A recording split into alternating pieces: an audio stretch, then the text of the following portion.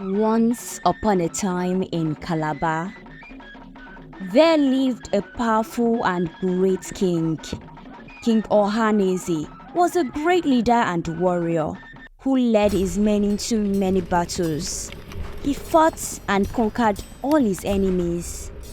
He has taken possession of all the surrounding countries, killing all the old men and women, but the able-bodied men and girls he caught and brought back as slaves. They worked on the farms until they died. As powerful as this king was, he lacked something in his life, and this gave him sleepless nights. This king had 200 wives, but none of them had been able to bear him a son. This wasn't small trouble at first, but as he started growing old, it became obvious that if he didn't take proper measures, he might never father any child at all. He invited prominent and powerful native doctors from far and near to perform divination for him, but none of them could tell what was wrong. They all claimed the gods had refused to show them anything concerning the situation of the king. This frustrated the king and made him bitter. He went from a kind king to a wicked and tyrant king. He made life a living hell for those who lived in his palace.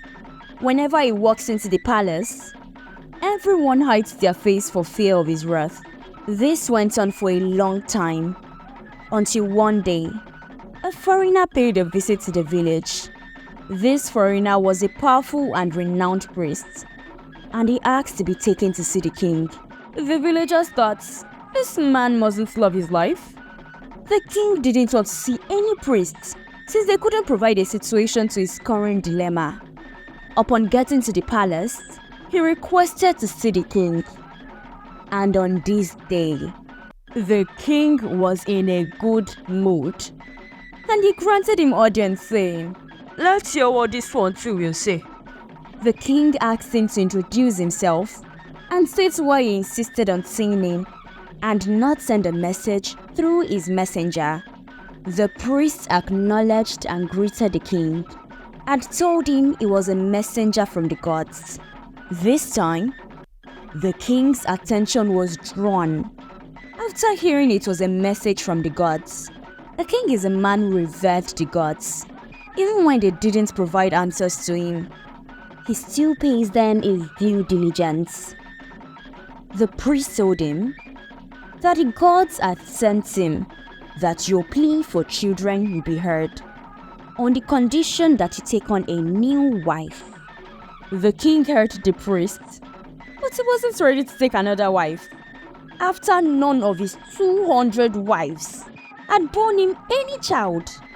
A few moments later, the king's loyal subjects came pleading to him to take away from one of the spider's many daughters, as a daughter of a spider has always been known to have plenty of children.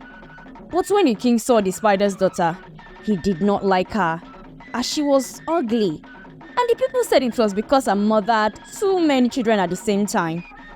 However, to please his people, he married the ugly girl and placed her among his other wives. But they all complained because she was so ugly and said she could not live with them. The king, therefore, built her a separate house for herself, where she was given food and drink the same as the other wives. Everyone cheered at her on account of her ugliness, but she was not ugly, but beautiful, and she was born with true skins. At her birth, her mother was made to promise that she would never remove the ugly skin until a certain time arrived, save early during the night, and that she must put it on again before dawn. The king's head wife was aware of this and was very fearful lest the king should find out about this condition and fall in love with the spider's daughter. So, she went to a juju man and offered him 200 cowries to make a potion that would make the king forget altogether that the spider's daughter was his wife. This, the juju man, Dibia Okafor, finally consented to, after much haggling over the price, for 350 cowries. and he made up some powder substance, which the head wife mixed with the king's food. For some months, this had the effect of making the king forget the spider's daughter, and he used to pass quite close to her without recognizing her in any way. When 4 months had elapsed, and the king had not once sent for Adaobi, for that was the name of the spider's daughter, she began to get tired and went back to her parents.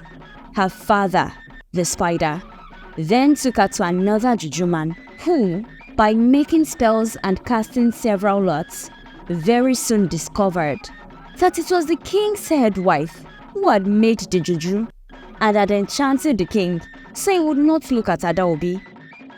He therefore told the spider that Adaobi should give the king some medicine which he would prepare. This would make the king remember her. He prepared the medicine, for which the spider had to pay a large sum of money. And that very day, Adaobi made a small dish of food, into which she had placed the medicine and presented it to the king.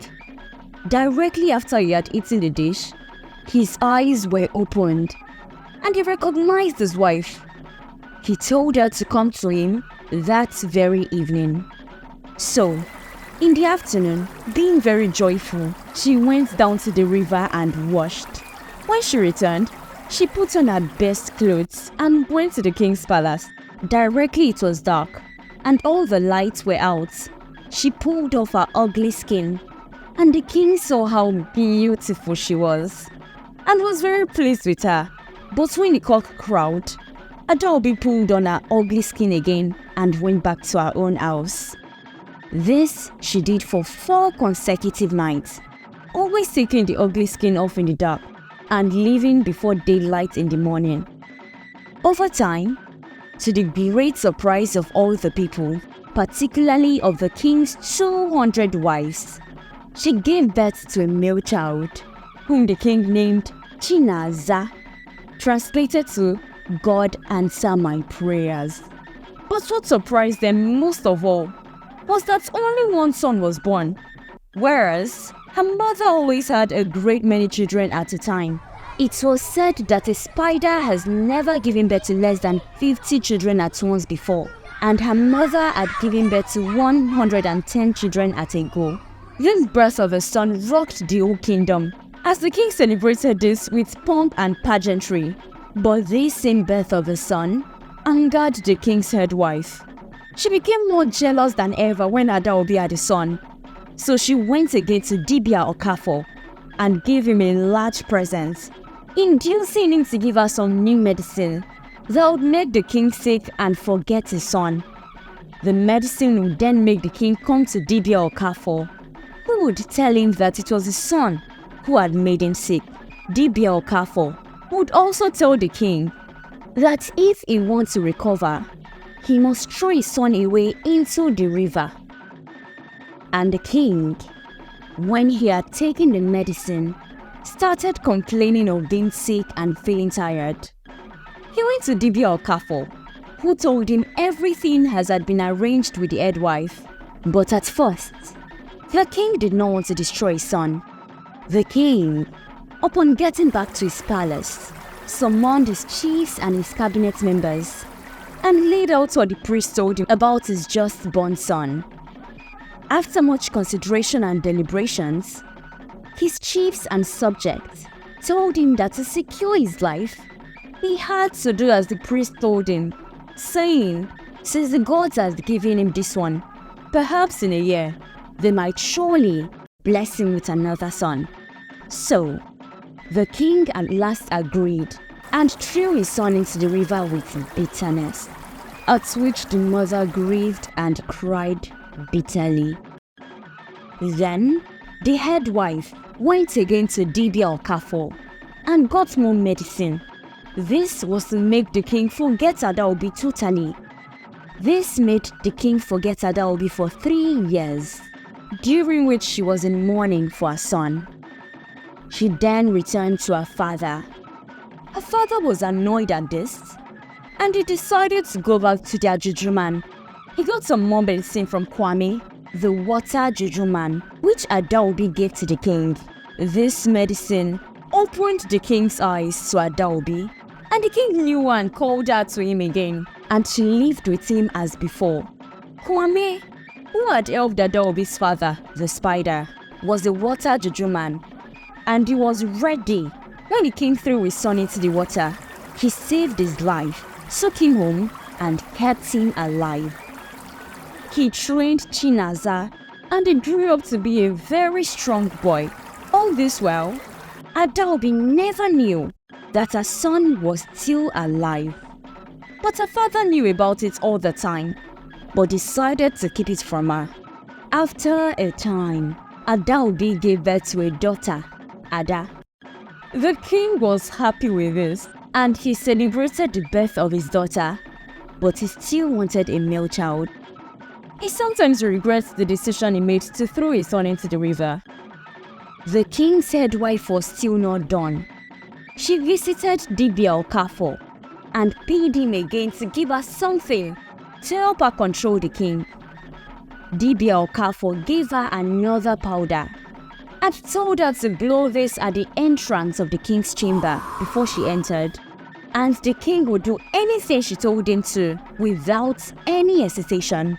After doing this, she went in and persuaded the king to throw his newborn daughter, Ada, away. At first, the king tried to resist her, but he finally gave in after the medicine started working on him. He agreed and threw his daughter into the water too, and forgot who Adaobi was again. This time again, as a powerful Dibia, who usually performs divination every day, Kwame had seen this occurrence in his divination and was ready again to go save this child. And when he had saved Ada, he thought the time had arrived to punish the action of the jealous wife. So, he went about amongst the young men and persuaded them to hold a wrestling match in the marketplace every week. This was done, and Kwame told the king's son, who had become very strong and was very like his father in his appearance, that he should go and wrestle, and that no one would be able to defeat him no matter how heavily built the person is. It was then arranged that there should be a grand wrestling match, to which all the strongest men in the villages were invited, and the king was invited to attend with his 201 wives. On the day of the match, Kwame told the king's son that he need not be in the least afraid, and that his juju was so powerful that even the strongest and best wrestlers in the village would not be able to stand up against him for even a few minutes. All the people of the country came to see the great contests. The king promised to present prizes of clothes, money, land, and a chieftaincy title to whoever came out victorious at the end of the match. These presents drew many strong men from villages to attend this wrestling match. When they saw the king's son, whom nobody knew, they all laughed and said, "Who is this small boy? He can have no chance against us." Some even went ahead saying, "Who has forgotten to take his kid from the wrestling arena?" It was now time to wrestle, and everyone that came to wrestle found out that they were no match for this small boy. Chinaza was very strong indeed, beautifully made, and good to look upon. Many people were surprised to see how similar he was to the king. Many of them said amongst themselves, "I could swear on my life that it's the king's son that was drowned." After wrestling for many hours and defeating 20 contestants, everyone now started looking at him differently. The time came for him to fight with the last man, who was the overall champion in his village. He looked like something molded out of a mountain, but this didn't scare Chinaza, as he remembered what Kwame had told him before the beginning of the match. With great determination in his mind, he allowed himself to be picked up by this bolder man, and he immediately gave this man an elbow between his head. This sends the bolder man to a sudden shock, and he slumped down. Chinaza was declared the winner, having thrown everyone who had stood up against him. In fact, some of his opponents had been badly hurt and had their arms or ribs broken, owing to the tremendous strength of Chinaza. After the match was over, the king presented him with clothes and money and invited him to dine with him in the evening. Chinaza gladly accepted his father's invitation, and after he had had a good wash in the river, put on his clothes and went up to the palace, where he found the head chiefs of the country and some of the king's most favored wives. They then sat down for their meal, and the king had his son, whom he didn't know, sitting next to him. On the other side of Chinaza sat the jealous wife, who had been the cause of all the trouble all through the dinner. This woman did her best to make friends with Chinaza, with whom she had fallen violently in love with, on account of his beautiful appearance, his strength, and his being the best wrestler in the country. The woman thought to herself, "I will have this boy as my husband is now an old man and will surely die soon." Chinaza, however, who was as wise as he was strong, was quite aware of everything the jealous woman had done, and although he pretended to be very flattered at the advances of the king's head wife, he did not respond very readily and went home as soon as he could. When he returned to Kwame's house, he told him everything that had happened, and Kwame said, "As you are now in high favor with the king, you must go to him tomorrow and beg a favor from him. The favor you will ask is that all the country shall be called together, and that a certain case shall be tried, and that when the case is finished, the man or woman who is found in the wrong shall be killed by the Egbos before all the people." So, the following morning, Chinaza went to the king, who readily granted his request, and at once sent all round the country, appointing a day for all the people to come in and hear the case tried. Then, Chinaza went back to Kwame, who told him to go to his mother and tell her who he was, and that when the day of the trial arrived, she was to take off her ugly skin and appear in all her beauty. For the time had come when she no longer needed to wear it. This the son did. When the day of the trial arrived, Adaobi sat in a corner of the square, and nobody recognized the beautiful stranger as the spider's daughter. Her son then sat down next to her and brought his sister with him. Immediately his mother saw Ada, she said, "This must be my daughter, whom I have long mourned as dead," and embraced her most affectionately. The king and his head wife then arrived and sat on their stones in the middle of the square, all the people saluting them with the usual greetings. The king then addressed the people and said that he had called them together to hear a strong palaver at the request of the young man who had been the victor of the wrestling, and who had promised that if the case went up against him, he would offer up his life to the Igbo. The king also said that if, on the other hand, the case was decided in Chinaza's favor, then the other party would be killed, even though it were himself or one of his wives. Whoever it was would have to take his or her place on the killing stone and have their heads cut off by the Igbos. To this, all the people agreed and said they would like to hear what the young man had to say.